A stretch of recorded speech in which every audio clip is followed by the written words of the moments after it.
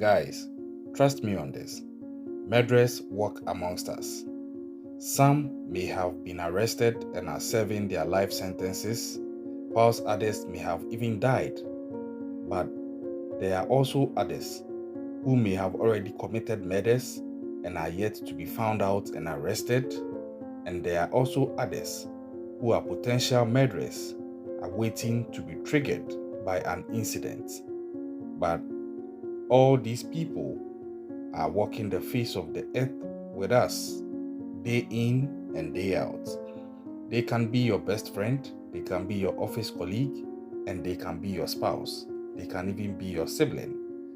Now, in today's true crime story, it was somebody's wife. Or, I digress, it was somebody's fiancée who wanted the man to marry her, but the man refused to marry her. And she would end up killing this man, beheading him, chopping him up, and then using him to prepare a gravy, a stew, a sauce, whichever way you want to call it. She would then eat some of it and then serve some of that same soup or sauce to the man's children and family for them to eat. Yeah, this is not a movie. This happened in real life in Australia. And today's true crime story is going to look at it. It's the case of Katherine Knight.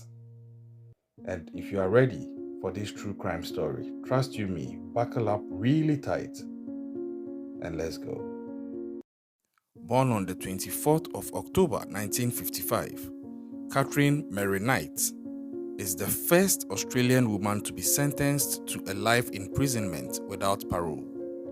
She was convicted of the murder of her partner, John Charles Thomas Price, who was also born on the 6th of January 1955. Now, in October 2001, she was handed that sentence and she is currently detained in Silverwater Women's Correctional Center. But let's get into the story. Katherine had a history of violence towards her partner, and finally fed up, he kicked her out of his house. On the 29th of February, he stopped at the Scone Magistrates Court on his way to work and he took out a restraining order to keep her away from both him and his children. Now, when he came home from work that night, he said to his neighbor that if his truck is parked in front of his house in the morning, then his neighbor should interpret it that it means that he didn't go to work because Katherine would have killed him. This is deep. This is more like someone prophesying the possibility of his own death occurring at the hands of his partner the night before it would happen. Now, they pleaded with him not to go home after he said that, but he told them that he believed she would kill his children if he does not go home. Price arrived home to find Katherine, although not there herself. She had sent the children away for a sleepover at a friend's house. He then spent the evening with his neighbors before he went back to bed at 11 p.m. So at this point, they were alone in the house. The man and then Katherine were alone in the house.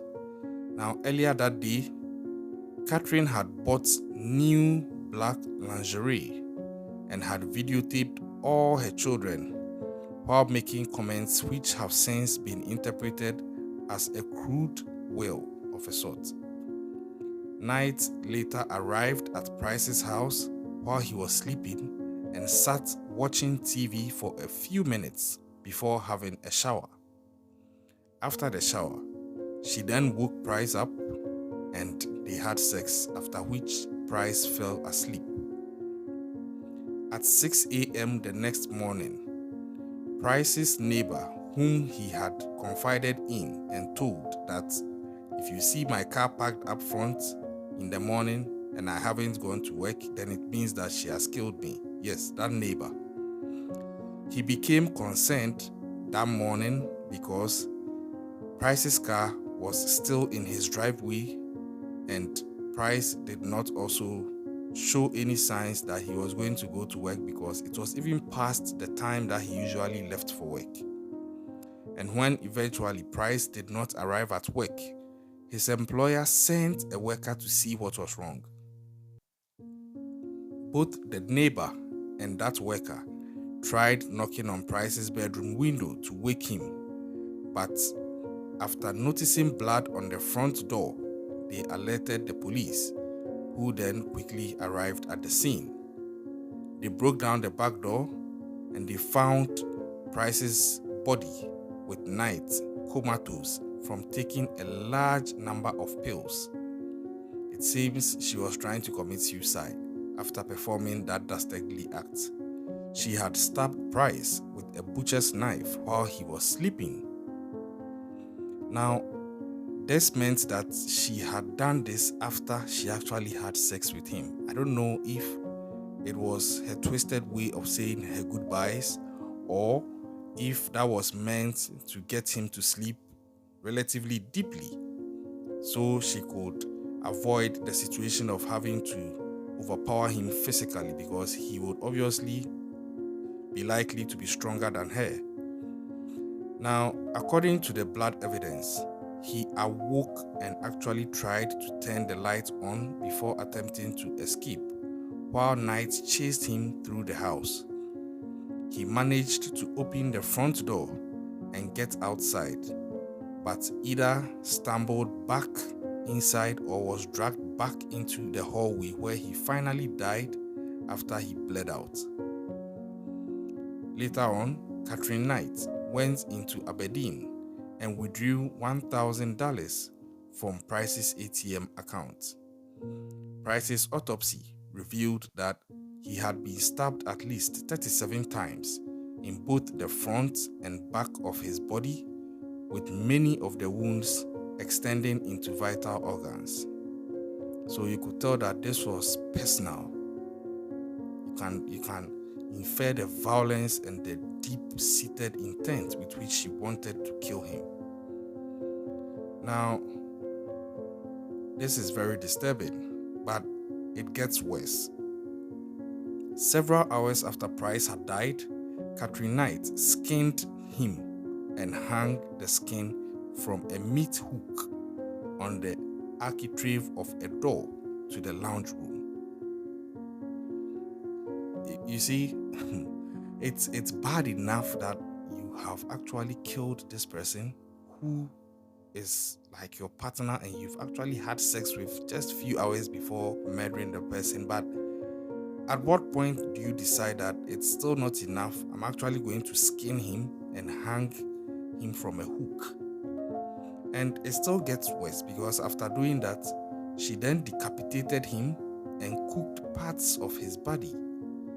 And she served up the meat with baked potato, pumpkin, zucchini, cabbage, yellow squash, and gravy in 2 settings at the dinner table, along with notes beside each plate, with each of the notes having the name of one of Price's children on it. She was preparing to serve his cooked body parts to his children. How twisted and sickening is this? So you decide to murder your partner, skin him, decapitate him, chop him up and cook him, and then you serve some of that to his children. Now, to describe Katherine Knight's killing of her partner, John Price, it gets so horrifying, and I've done a lot of true crime stories, but trust you me, this stands out. And in the annals of true crime cases in Australia, this is one of the top-notch cases that has stood the test of time. How can you beat this? Not that somebody should try, but who would dream up the possibility of somebody being this gruesome? Now, in 2001, Katherine was an abattoir worker, and she decided that she was going to hang knives over her bed so that the knives would always be handy. So, it shows you how twisted this person was. Who would have it such that you go to the person's bedroom and above the person's bed there are knives hanging there? And her reason is that she's hanging them there to make them handy. As in, if you want it, you stretch your hand, you've got your knife. But why would you need a knife in your bedroom? Moreover, on your bed or above your bed. And this was Katherine Knight. She was also an abattoir worker. So it's not surprising that she's able to have that skill of skinning people or skinning animals, and she was really good with the knife as well, because this is like the job that she does. She has practical experience. So you would also see that this is a crime of passion, and crimes of passion run through most of the domestic killings that happen. But Katherine Knight has had a long history of stabbing her ex-partners with scissors and knives. At a point, she even stabbed Price in the chest a few months before she would actually go on to murder him, and this resulted in a superficial chest wound. It was at this point that he kicked her out of his home, and then he took out a restraining order against her. And Price didn't also hide his fears of Knight killing him. He told his co-workers that if there came a day when he didn't turn up for work, it would be because she had murdered him. And incredibly, the most disturbing part of the gruesome affair isn't the fact that she had sex with him first and waited until he fell asleep, nor is it the fact that she cooked his decapitated head in a dish with potato, pumpkin, and zucchini, nor is it even the fact that she served herself a dish of his cooked body parts and ate some of him. These are not the most disturbing parts of the gruesome affair. The most disturbing part is that it's serious. The most disturbing part is he served some to his kids that they should come and eat. And there were even parts of Price's flesh cut from his buttocks found at the backyard. So you could see this woman was chopping him up like meat that she chops up at the abattoir. And it's so sad. It's just so sad. There are allegations that she was bitter because he refused to marry her. But then the question is, with this kind of attitude, who would actually agree to marry you? Not to judge her, she's already received her judgment, but these things beg a lot of reasoning. And even if so, if you felt hard done by someone refusing to marry you, I don't think this is the proper route to go.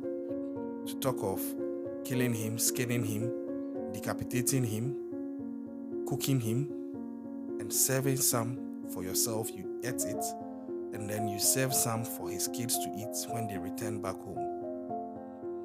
The silver lining here is that at least his kids were not around. Who knows what she would have done? But as it stands now, to date, Katherine Knight is still on record as the first Australian woman to be sentenced to life imprisonment without parole. And she's currently imprisoned at the Silver Water Women's Correctional Facility in New South Wales, where she's serving her sentence out. We wish the families of the victim the strength to move on from this and live their lives, especially the children.